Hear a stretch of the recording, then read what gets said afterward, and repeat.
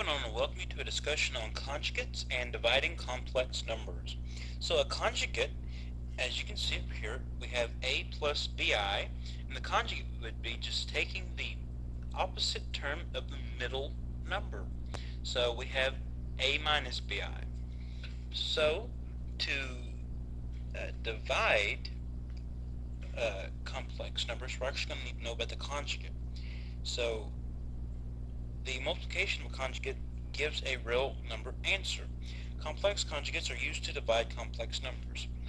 Complex numbers are simplified when there is no imaginary number in the denominator.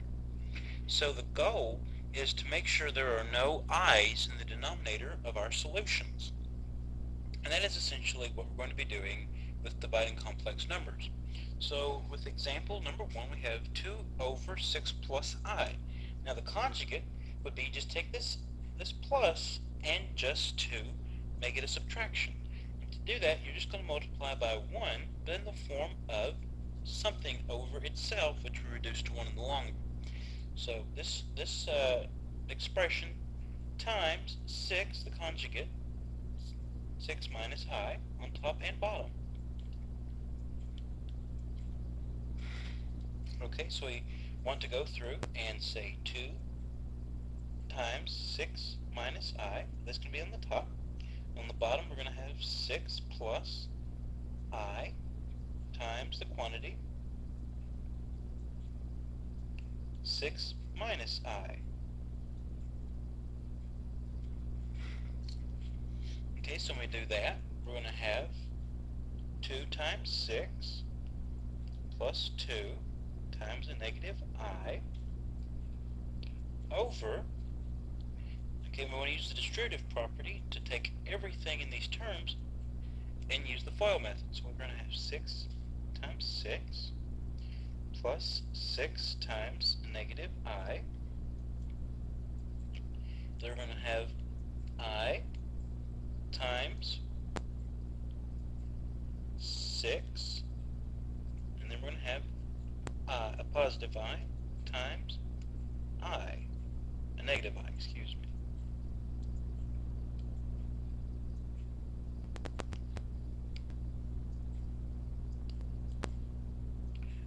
Okay, so sorry I had to pause and clean up my work a little bit so you all could see what I was doing.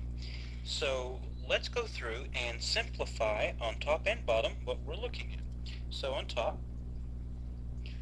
2 times 6 is 12. Then we have 2 times negative I is just going to leave you with negative 2I. On bottom we have 6 times 6 is 36.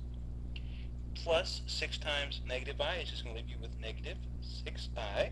We have plus I times 6 just leaves you with positive 6I. And they have I times negative I. That's going to leave you with negative I squared. Okay, let's work on the bottom. So we're going to leave 12 minus 2I on top.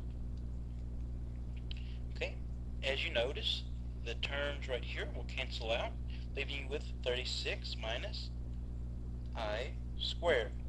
And remembering our note that I squared is equal to negative 1, let's replace I squared with a negative 1. So 12 minus 2I over 36 minus that I squared is going to become a negative 1. And if you remember the rules for the multiplication, that's just really going to turn into 12 minus 2I over, and that's going to be 36, and it's really just plus 1 right here. So it's just going to be 37.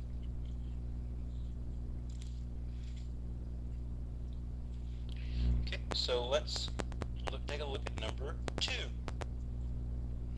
Number 2, I'm going to write that in red ink. So what would be the conjugate of the problem 2I over 2 plus I? Well, all we have to do is say 2, and then instead of a plus, replace with a minus. And do that on top and bottom, because it's just like multiplying by 1. And our goal, if you remember, is to get the denominator to be anything that does not have an I in it. So when we do that, we're going to have 2I times 2 minus I over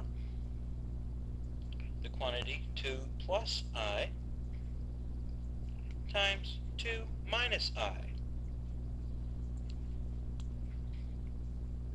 So taking this 2I and multiplying it by everything inside the parentheses, we're left with 2I times 2 plus 2I times negative I. Okay, looking at the bottom, we're going to have to use the FOIL method and take the 2 and multiply by everything in the parentheses, and then do the same thing with the I. Multiply by everything inside the second set of parentheses. So actually denoting that we have 2 times 2 plus 2 times negative I plus I times 2.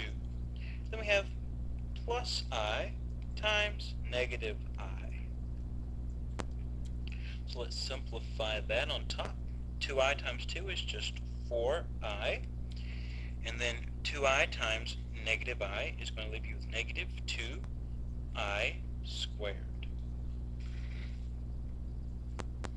On bottom, we will have 2 times 2 is 4.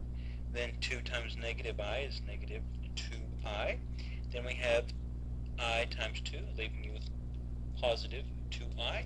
And then I times negative I will give you negative I squared. Okay, so let's simplify on top and bottom. 4I, and then we have minus 2. Let's replace that negative I, or that I squared with a negative 1 over 4. And if you notice, those middle terms will cancel out, leaving you with just 4 minus I squared. So on top, let's have 4I, and then a negative times a negative is a positive. 2 times 1 is 2. On bottom, let's have 4 minus, and let's replace that I squared with a negative 1 this time. So you're going to be left with 4I plus 2, and that is just 4 plus 1.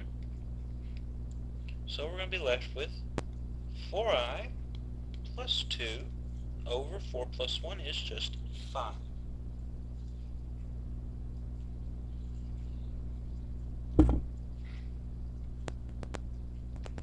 Okay, and I am actually going to take this problem right here and move it to a new page to work on it. Let me look at my time, and let's actually stop here and start part 2 of this section in a new video.